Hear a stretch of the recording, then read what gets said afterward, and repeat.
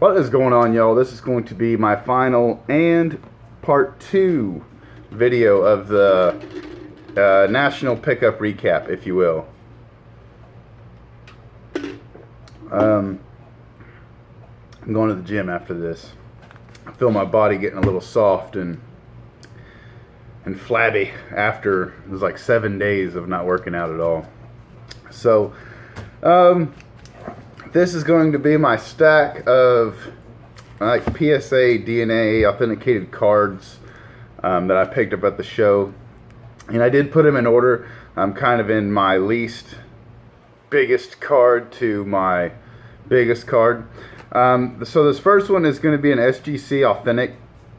I'm not too familiar with their company. I know they're reputable, and I know a lot of people use them, especially for vintage grading. I actually like their cases more than PSA, but I have so much stuff PSA, it's too late in the game to be converting to a different company. But this first one is a Jack Party. He was a Houston Oilers coach for a long time. For some reason, I didn't bring my freaking, I have this book right here.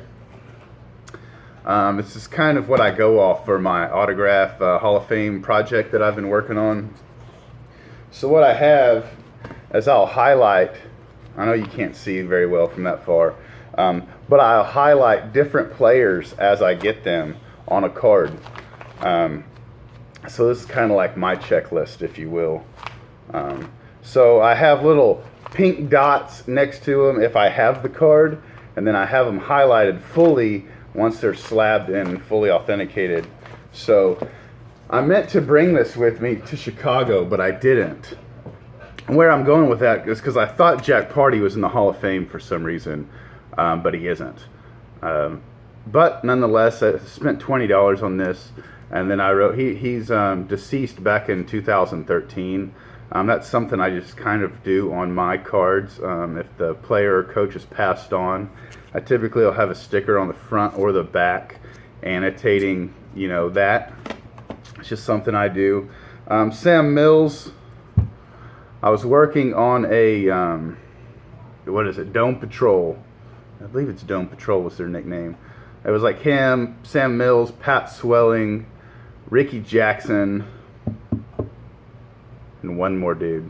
Vaughn Johnson, I believe it was. They were called Dome Patrol, you know, like Steel Curtain, Doomsday Defense, same thing. And so I needed him for the kind of the set, if you will. So really cool. Picked this up for $20 as well. And then he passed away back in 2005, which I didn't realize it was that long ago. That's over 10 years ago. Baseball Card Exchange had these William Refrigerator Perrys for $15. Which I think is incredible. Mr. Perry doesn't sign TTM, and from what I've seen, his autograph isn't the easiest to come by, and he's in really poor health right now. So I believe, I know I bought one, and I think I had Derrick Robbins buy the other one for me, and I just paid him back because they were a 1 per. So really cool. Now I'll get into some Hall of Famers. Paul Brown. I try to avoid these swell cards or the Hall of Fame cards, which you'll see further in the stack, because they're so generic and there's so many of these particular cards that are signed. So I try to avoid them at all costs, but sometimes it's really tough. This is kind of a funny story. I bought this thinking that Jackie Slater was passed away. So I paid more than what I should have because I thought he has passed on. But it is, dang, it's so dark. It's a beautiful autograph, has a Hall of Fame inscription, and I believe I was telling Everett that, man, I got this Jackie Slater and blah blah blah, and you know, so cheap, and can't believe for a player that's deceased. And Everett's like, you're an idiot. He's not passed away. So he pulled out his phone, and sure enough, I'm an idiot. And you see, I even had this sticker on the back where I was going to write basically the day that he passed on. So I'm a clown. Rod Woodson, not a Hall of Famer yet. And yes, it is tough to see this on camera, and it's kind of tough to see it in person. But his stuff is really hard to come by. And when you do buy it, typically it's really expensive. He's doing a signing coming up, and he's like $180 for a freaking autograph. That's more than Barry Sanders was at the National. So that is crazy for me. That's that much, and he's not in the Hall of Fame yet. So there's not a whole lot of his stuff out there. Michael Strahan, back before he was some, I don't want to call Hollywood guy, but yeah, some Hollywood guy. I was going to say movie star, but yeah, some Hollywood dude, and you could find his stuff. And now that he's on every damn talk show, freaking on TV, it's just kind of hard to find. So I was able to get this in blue on a freaking rookie card. The only thing that would have been better is if I could get it in a Hall of Fame inscription. So that would be the only time I would probably upgrade this card. I really like it. Derrick Brooks on a rookie card. So same exact thing. He doesn't do a whole lot of signings. Matter of fact, hardly at all. I had a chance to get him here in town, here in Pensacola. He's from Pensacola. As a matter of fact, this is a true story. My mail lady that I see almost daily, me and her like know each other by first name basis. I found out about 3 months ago that Derrick Brooks is her brother. Yeah, not like step brother or distant brother. Like I'm calling him like twice, 3 times a week, brother. And Derrick Brooks was coming in town for some kind of banquet, and he was the headliner. And me and my son were going to go to meet him, and she was like, yeah, no problem. You know, come find me, and I'll walk you right up to Derrick. And work. I had to stay at work that day, so I didn't get it. But I'll tell you something cool or different about Derrick Brooks. If you see the D right here in Derrick, he put a smiley face. He doesn't do that at paid signings. So from what I've seen, he only does that on basically stuff that he signs for free, like golf tournaments and such. So that is a fun fact about him. Frank Gifford, it's a little tough to see on camera because it's in pen, but there's a Hall of Fame 77 inscription. The only thing that would have made this better is if it was in a Sharpie and a little bit more bold. But I love the freaking vintage look and the Hall of Fame inscription there for the win for sure. Marcus Allen, this was actually one of the items I said I wanted to pick up at the show. This was on my video. My stuff I'm hoping to pick up at the show video was a Marcus Allen rookie card. I was able to pick one up. I don't care what Marcus Allen, this particular rookie card you get, they're all tough as hell to see signed because of that damn Raiders jersey, and he always signs them down there. So it's really hard to see. It comes with the Hall of Fame 03 inscription. I mean, you really have to like turn the card to see it really well. He has another really tough signature. I said that in one of my videos before the National. I believe he was the athletic director at USC for a while, and he was signing his mail, but he would only sign index cards, no photos, like basically nothing that you could resell of value. So you could get like $5-10 for a Marcus Allen index card, signed index card, but that's it. I mean, he wasn't putting Hall of Fame or anything like that. Tim Brown, I picked this up at a steal, and at the time that I bought this, it was the only Tim Brown at the show that I found to pick up. So I thought. I didn't realize that I bought one 2 days prior.